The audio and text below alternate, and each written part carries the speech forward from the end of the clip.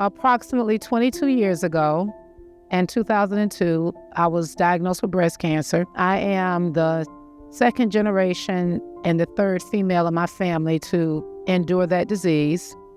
Within the 5-year window of 2002 to 2007, I went from breast cancer to acute myelogenous leukemia to myelodysplastic syndrome to needing to have a bone marrow transplant, all within that 5-year window of time. So in 2007 was when I had my first bone marrow transplant.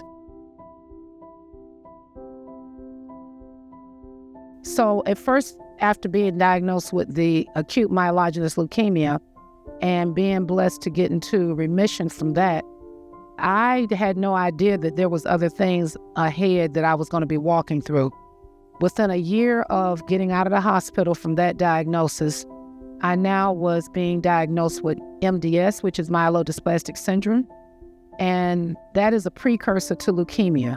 So they actually caught the leukemia before it became full-blown leukemia for the second time. And then that's when I was told I needed to consider having a bone marrow transplant. But of course, I had never heard of that, didn't know what that meant. And really what it ended up meaning was I needed to receive a new immune system from a donor. Stem cells and bone marrow are different yet the same. The words are interchangeable, but by the same token, they can come from two different places in the body. So right in the lower back area, an area called the iliac crest, is where the bone marrow is made at. And what bone marrow creates for us is white blood cells, red blood cells, platelets. Those items are what creates our immune system. Without a healthy immune system, we're not able to fight off disease, a common cold, cancer, what have you. The second way is from the peripheral blood stem cells, and that is where they would put catheters in the donor's arm, and they would be hooked to a machine called an apheresis machine. That machine can pull the blood from the donor, extract the stem cells, which is the ingredient that creates the white blood cells, the red blood cells, and the platelets, and then they can return the blood back to the donor. So basically the donor is not giving blood, they're just giving that ingredient and they get their blood back. The stem cell is what's used for the patient that needs the transplant. And then there's the allogeneic way of giving a transplant to a patient, and that is when the donor is the patient themselves, and that patient's stem cells are taken through a process and then given back to the patient in a better form than before. Now you got to understand, I already don't understand what this diagnosis is, what all of this means. I probably would not find it because of the color of my skin. That's a lot to digest on top of the diagnosis. At that time, there were 7 million people in the registry, and I absolutely matched no one.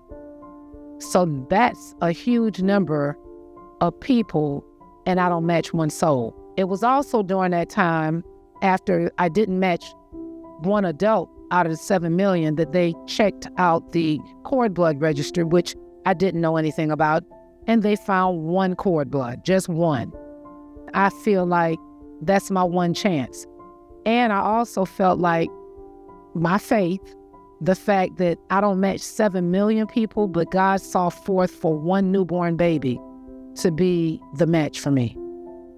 And that's how I'm able to be here today. I went through a long phase, just like we went through with the pandemic.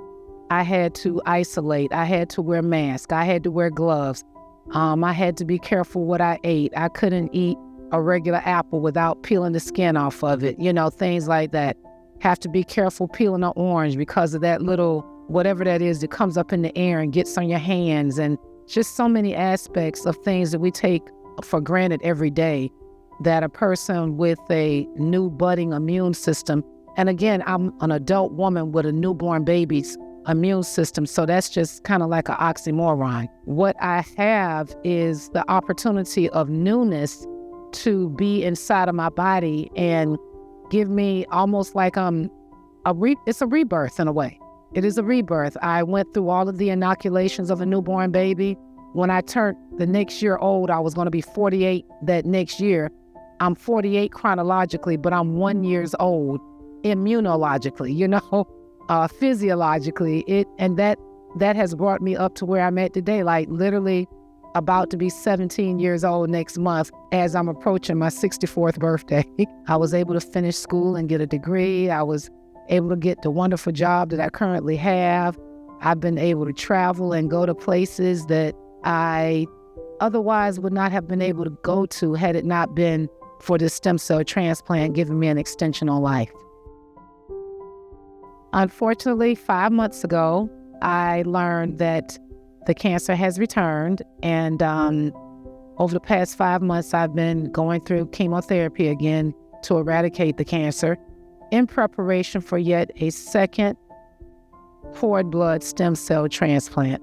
The interesting thing is when I learned about the recurrence of the cancer, it is the same cancer that I had 17 years ago, even though it's in a new body with a new immune system. So that has everybody baffled. For me, as the patient getting the news, I was beyond baffled. I was devastated. I questioned the whys and the how comes, and it's been an emotional 5 months. But I have gone back. I'm very fortunate that the same team that worked with me 17 years ago is still in place, and they're going to be my same care team now. And with that, we have been working together the past 5 months. And ironically, one of the drugs that I used 17 years ago is one of the drugs that I've just recently used this time around. I was diagnosed in May with the disease, but by July, I was in remission. And here we are in September. By the grace of God, I'm still in remission. And I have to talk about God's grace because He's given man the ability to do everything that they're able to do. And I'm fortunate to be the recipient of that blessing and that knowledge. Anybody that's healthy between the ages of 18 to 44, all it takes is going to beatamatch.org, ordering you a self-swab kit, just going to the inner cheek of your jawline, and just testing yourself and putting yourself out there on the registry so that you can be your brother's keeper. I would tell any patient, please, if you feel something, think something, don't just ignore it. If you talk to your doctor about it and they be like, oh, it's okay, inside yourself, if you're not okay with it, keep pushing. There's an answer someplace. Just keep pushing.